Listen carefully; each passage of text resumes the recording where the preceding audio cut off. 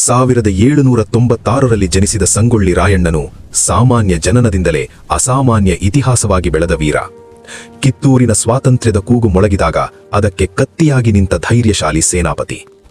British ಸಾಮ್ರಾಜ್ಯದ ಅಹಂಕಾರಕ್ಕೆ ಎದುರಾಗಿ ರಾಣಿ ಚೆನ್ನಮ್ಮರ ನಿಷ್ಠಾವಂತ ಯೋಧನಾಗಿ ಅವರು ಮೌನವಲ್ಲ, ಯುದ್ಧವನ್ನೇ ಆಯ್ದರು. ದತ್ತು ಮಕ್ಕಳಿಗೆ ಹಕ್ಕಿಲ್ಲ ಎನ್ನುವ ಅನ್ಯಾಯದ ನೀತಿಗೆ ಕಾನೂನಿನಿಂದಲ್ಲ, ಕತ್ತಿಯಿಂದ ಉತ್ತರ ನೀಡಿ ಸ್ವಾತಂತ್ರ್ಯ ಮಾತಲ್ಲ, ರಕ್ತದಲ್ಲಿ ಬರೆಯಲ್ಪಟ್ಟ ಪ್ರತಿಜ್ಞೆ ಎಂದು ಸಾಬೀತುಪಡಿಸಿದರು.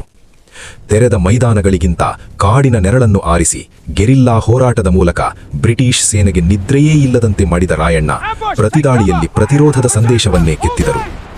1831ರಲ್ಲಿ ಬಂಧನ ಮತ್ತು ನಂದಗಡದ ಗಲ್ಲು ಒಂದು ದೇಹವನ್ನು ಮಾತ್ರ ಮೌನಗೊಳಿಸಿತು, ಆದರೆ ಆ ಆತ್ಮವನ್ನು ಅಲ್ಲ.